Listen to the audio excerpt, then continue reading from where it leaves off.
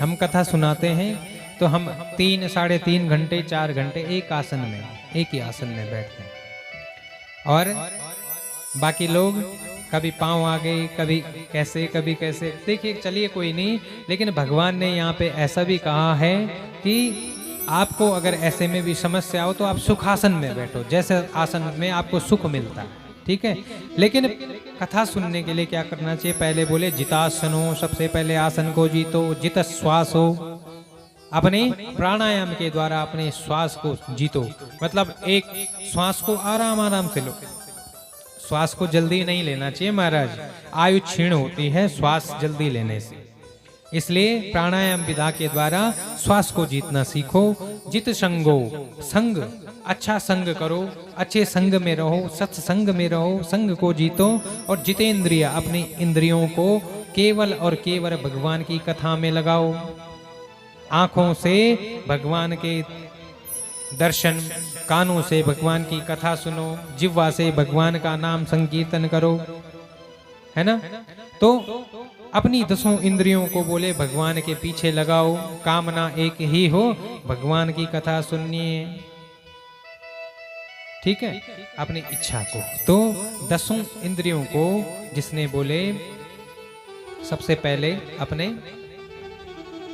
कथा का ये नियम है, अधिकारी तब बनेंगे, उसके पहले कुछ नियम होते हैं महाराज। बोले कृष्ण कन्हैया लाल की जय हो। तो इसके बाद सुखदेव महाराज ने सुंदर परीक्षित महाराज को सृष्टि विस्तार की कथा सुनाई। अब देखिए सृष्टि विस्तार की कथा मैं आपको सुनाऊंगा।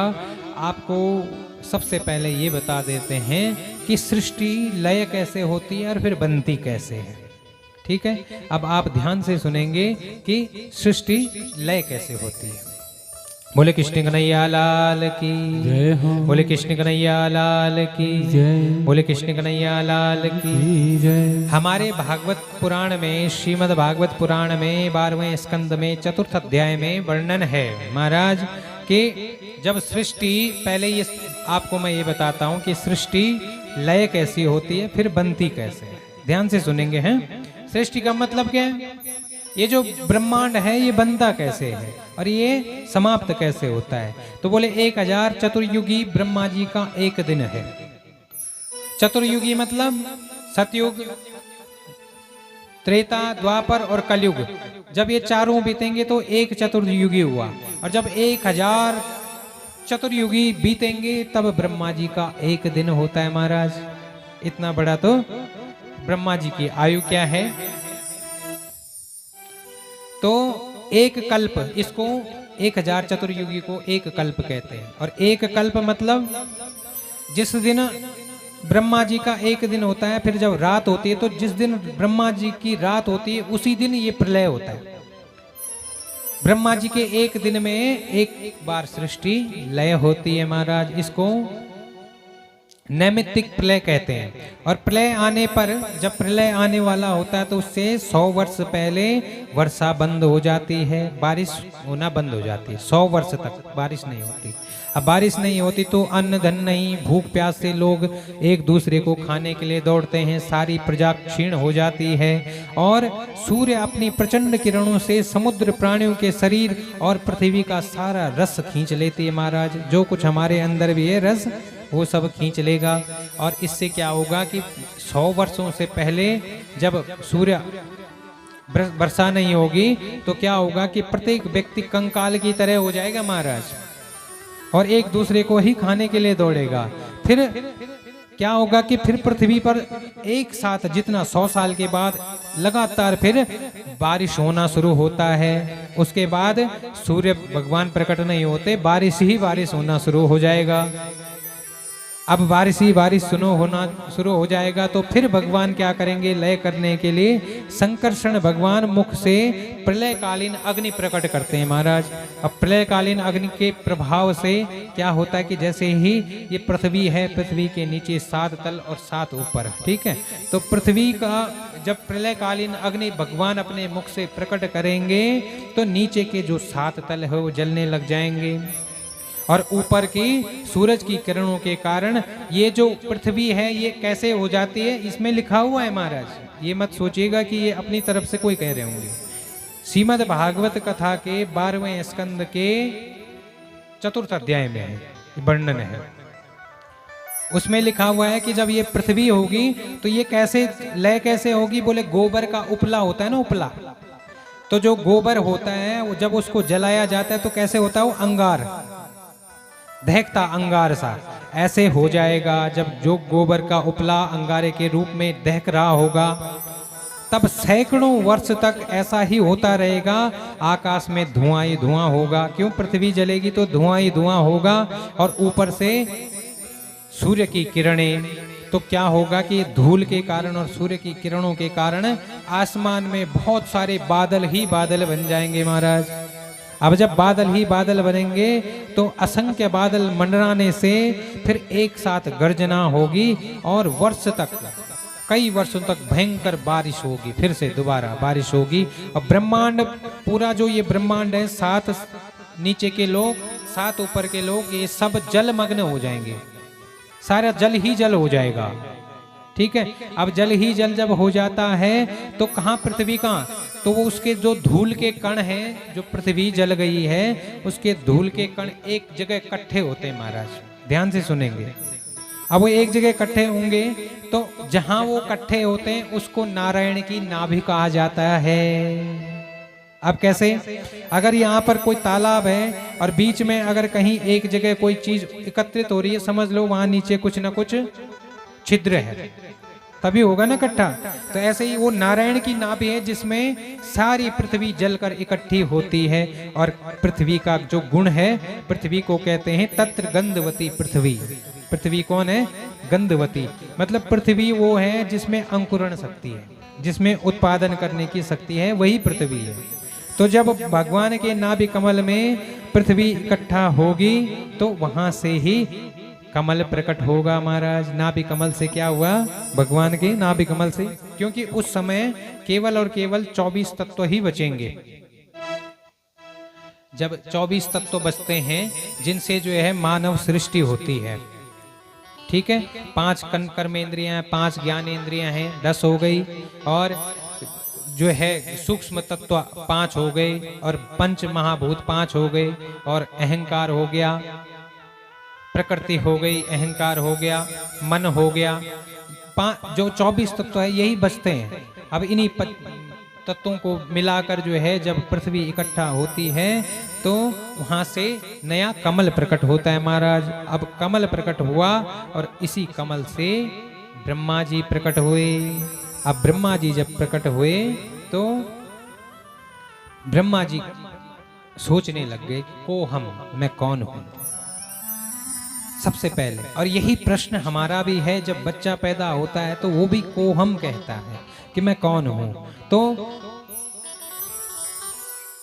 ब्रह्मा जी जो है कमल के नाल तक नीचे गए तो वहां क्या हुआ, जल टपक रहा था उस नाल में, तो जल टपक रहा था, उसमें वर्णमाला का जो का से लेकर अगर गिनेंगे तो 16वां अक्षर ता और 21वां अक्षर पा है।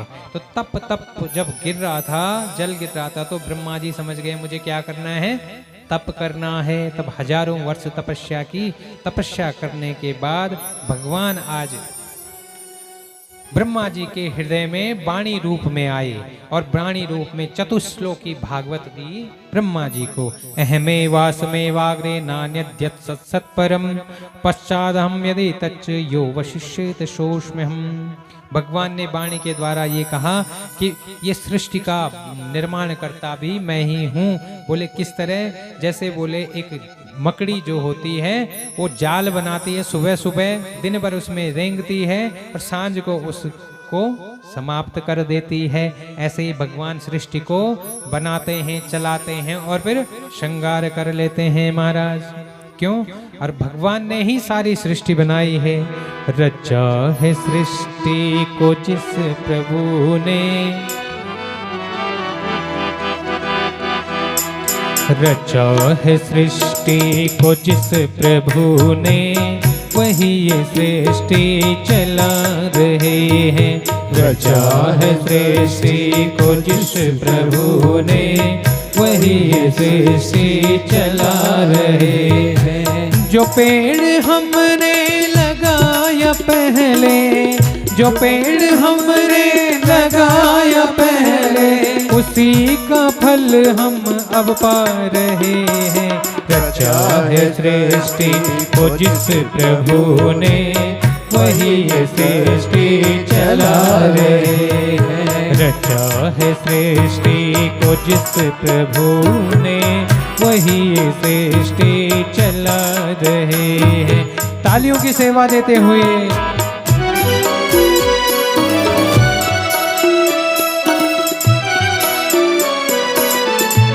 तालियों की सेवा देते हुए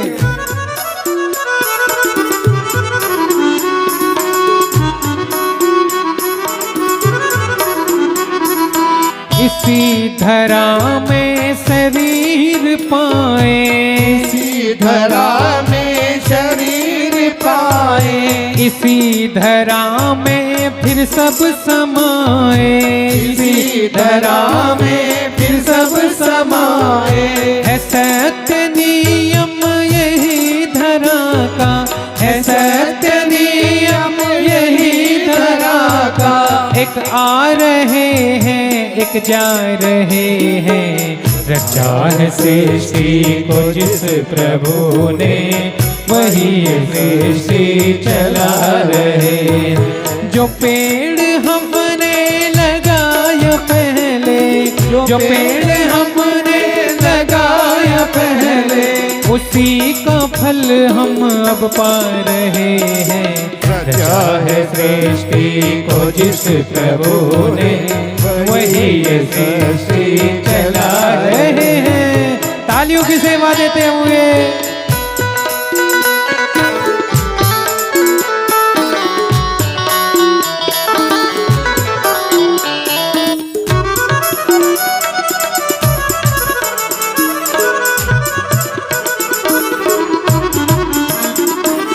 बैठे हैं जो धान की बालियों में, बैठे हैं जो धान की बालियों में, समाए मेहंदी की लालियों में, समाए मेहंदी की लालियों में। हर डाल हर पत्ते पे समा कर, हर डाल हर पत्ते पे समा कर गुल रंग बिरंगे खिला रहे हैं। रचा है सृष्टि को जिस प्रभु ने वही सृष्टि चला रहे हैं। तालियों की सेवा देते हुए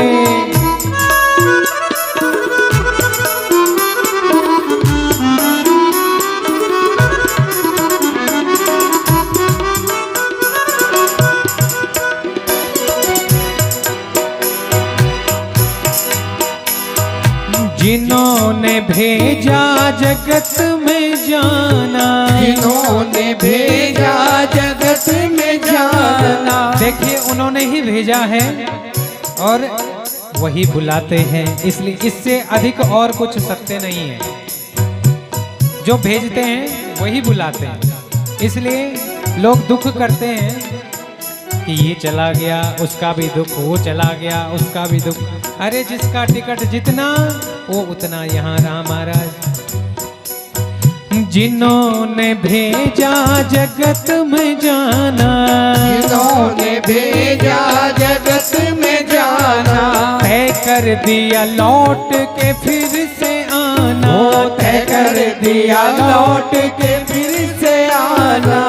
जो बेचने वाले हैं यहाँ पर, जो बेचने वाले हैं यहाँ पर वही तो वापस बुला रहे हैं।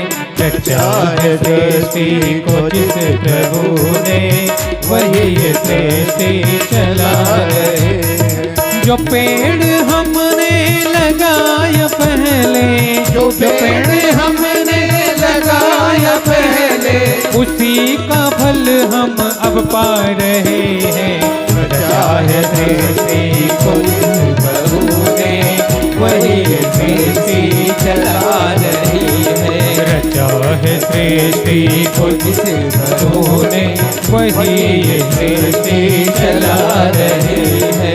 वही सृष्टि चला रही है, वही सृष्टि चला रही है। बोले कृष्ण कन्हैया लाल। अब तो सुंदर ब्रह्मा जी ने सृष्टि करना प्रारंभ किया महाराज। चतुश्लोकी भागवत के माध्यम से भगवान ने कहा सृष्टि करो, क्योंकि सृष्टि लय तो मैंने आपको बता दिया। अब सृष्टि बनी कैसे, तो ब्रह्मा जी, सबसे पहले ब्रह्मा जी ने क्या किया, सबसे पहले ब्रह्मा जी के 4 पुत्र हुए महाराज। मानस पुत्र सनक, सनंदन, सनातन और सनत कुमार। ठीक है। अब चारों पुत्रों से कहा कि तुम सृष्टि करो, इस सृष्टि को आगे बढ़ाओ। अब चारों ने कहा कि हम तो भगवान का भजन करेंगे, हम तो सृष्टि करेंगे नहीं महाराज। तो इसके बाद ब्रह्मा जी के छींक से रुद्र प्रकट हुए, भगवान शंकर प्रकट हुए और भगवान शंकर को कहा कि अब आप सृष्टि करो। तो शंकर भगवान ने सृष्टि करना प्रारंभ किया। कौन सी सृष्टि, बोले भूत प्रेत डाकिनी शाकिनी हाकिनी, इन सब की सृष्टि करना शुरू किया। ब्रह्मा जी ने कहा महाराज आप तो रहने दो, ऐसी सृष्टि नहीं करनी। तब ब्रह्मा जी के अलग अलग अंगों से 10 ऋषि प्रकट हुए, जिनमें मरीचि, अत्रि, अंगिरा, पुलत्स्य, पुलह, क्रतु, भृगु, वशिष्ठ, दक्ष और नारद जी। इस तरह से 10 पुत्र ब्रह्मा जी के हुए। इनमें से जो मरीचि हैं, इनके जो पुत्र हैं वो कश्यप जी हुए, और कश्यप जी की 2 पत्नियां हुई महाराज। 2 पत्नी, एक दिति और एक अदिति। दिति जो थी वो दैत्यों की माता थी और अदिति देवताओं की माता हुई। ये दैत्यों की पत्नी कैसे हुई, माता कैसे हुई, वो इस तरह से हुई महाराज कि एक दिन कश्यप महाराज सायंकाल संध्या कर रहे थे, तभी दिति ने आग्रह किया, कामाशक्त होकर कहा कि मुझे कामना आपने पूर्ति करनी है मेरी। इसलिए कश्यप महाराज ने कहा कि ये समय जो है कामना पूर्ति का नहीं है, संध्या बेला में ये कर्म नहीं करने चाहिए, स्नान नहीं करना चाहिए, संध्या बेला में भोजन नहीं करना चाहिए, संध्या बेला में सृष्टि कार्य नहीं करने चाहिए, क्योंकि उस समय भगवान शंकर के जो गण है वो विचरण करते हैं। शंकर भगवान माँ पार्वती के साथ में विचरण करते हैं कि कौन क्या कर रहा है, इसलिए संध्या बेला का बड़ा नियम है महाराज।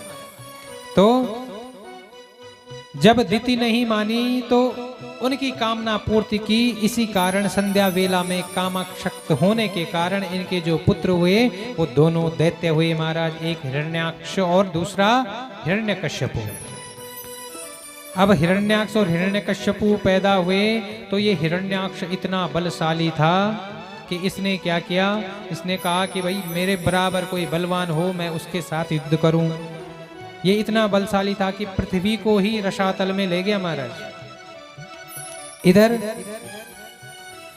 भगवान ब्रह्मा जी के मुख से मां सरस्वती प्रकट हुई, छाया से कर्दम मुनि प्रकट हुए, और ब्रह्मा जी को लगा कि अभी भी जो है सृष्टि अधूरी है, तो क्या किया कि अपने बाएं अंग से सतरूपा और दाहिने अंग से मनु महाराज प्रकट हुए। इसीलिए हमको मनुष्य कहा जाता है। हम सब किसकी संतान है, हम मनु सतरूपा की संतान है। अब इन दोनों को आके सृष्टि करो, आगे सृष्टि करो। तो इन दोनों ने कहा कि महाराज सृष्टि करेंगे कहां से, हिरण्याक्ष जो था वो तो पृथ्वी को रसातल में ले गया। तो तब ब्रह्मा जी की छींक से, नासिका रंध्र से बराह भगवान का प्राकट्य हुआ। बोले बराह भगवान की जय हो। भगवान का 12 अवतार हुआ, और 12 अवतार होते ही भगवान जो है सीधे रसातल में गए, और वहां हिरण्याक्ष के साथ में भयंकर युद्ध हुआ। और युद्ध होने के पश्चात महाराज बराह भगवान ने हिरण्याक्ष का वध किया, और वहां से पृथ्वी माता को पुनः जल के ऊपर स्थापित किया। बोले बराह भगवान की जय हो। अब जो है मनुष्य रूपा को कहा कि आप सृष्टि करो। यहाँ तक जो सृष्टि हुई थी वो मानसिक सृष्टि थी, मन से सृष्टि, और इसके बाद मैथुनी सृष्टि प्रारंभ हुई महाराज। जोड़ा जो है यहीं से बना। बोले कृष्ण कन्हैया लाल की जय। अब मनु शतरूपा से सृष्टि प्रारंभ हुई, और इसके बाद वैसे अगर सृष्टि विस्तार की जाए पूरी तो 100 साल में भी नहीं हो पाएगी महाराज, इतना गूढ़ है। लेकिन क्या है कि हम 7 दिन के लिए एक जगह इकट्ठे हुए हैं, तो इसके अनुरूप ही अब आपको बताता हूं कि मनु शतरूपा के 3 पुत्रियां हुई। पहली पुत्री आकुति, दूसरी प्रसूति और तीसरी देवहूति। और इनके 2 पुत्र हुए महाराज, पहला प्रियव्रत और दूसरा उत्तानपाद। अब आकुति जो थी पहली कन्या, उनका विवाह रुचि प्रजापति के साथ में हुआ। रुचि प्रजापति के साथ में इनका विवाह हुआ तो इनके जो है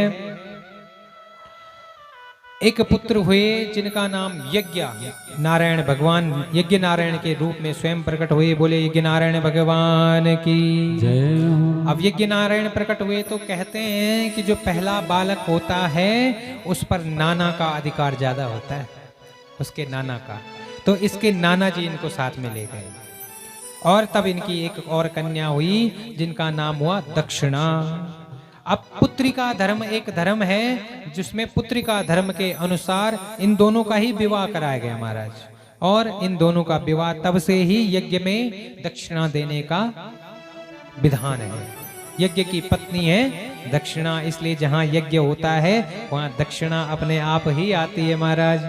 ठीक है, बोले कृष्ण कन्हैया लाल की, यज्ञ नारायण भगवान की जय हो। अब इनकी जो दूसरी पुत्री है मंजली बेटी, उनका नाम है देवहूति।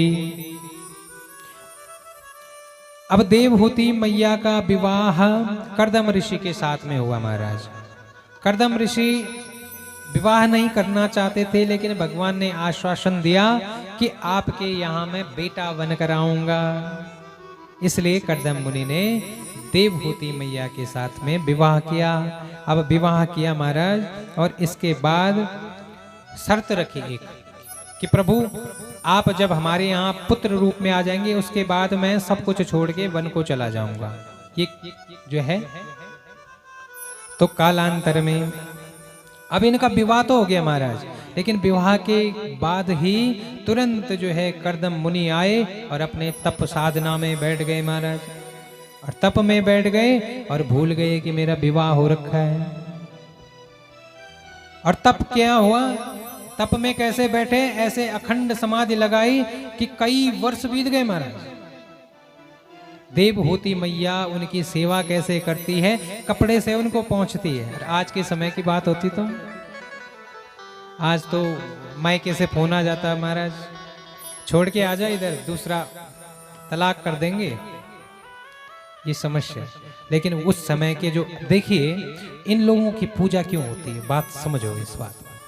देवहूति मैया की पूजा क्यों होती है, कर्दम ऋषि को इतना महान क्यों माना गया है, ये अजर अमर क्यों है महाराज? क्योंकि इन्होंने जीवन में तप किया है।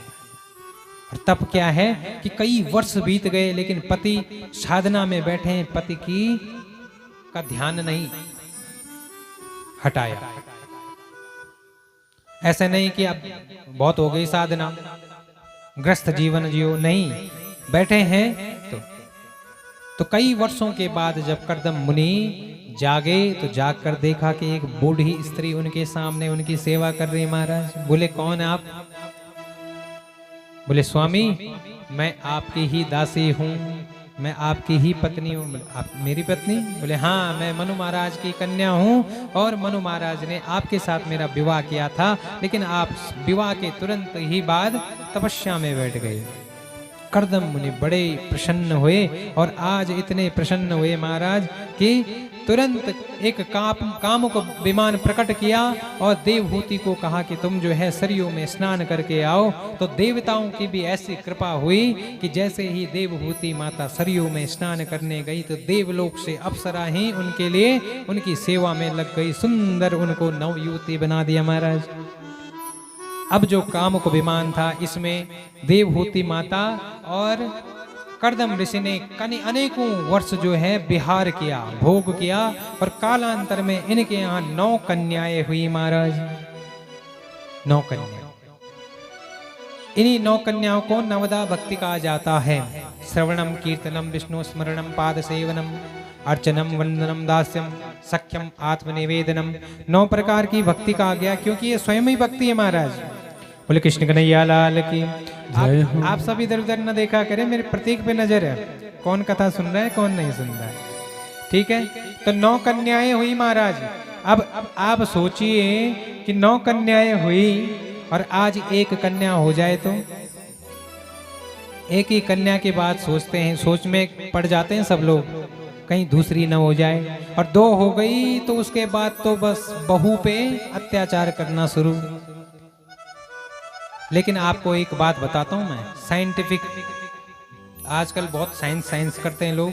साइंटिफिक रीजन ये है कि लड़कियां पैदा होना, इसमें जो है ना, जो शक्ति होती है ना जिससे बीज उत्पन्न होता है, उसमें कमी जो है लड़के की तरफ से ज्यादा होती है। ये साइंटिफिक रीजन है, देखना कभी। तो लड़के के लिए तो कुछ नहीं बोलते, बहू को पे अत्याचार। और इसीलिए आजकल बहुएं भी खतरनाक हो गई है महाराज। मेरी जो कुछ हो तो निकल यहां से, हैं?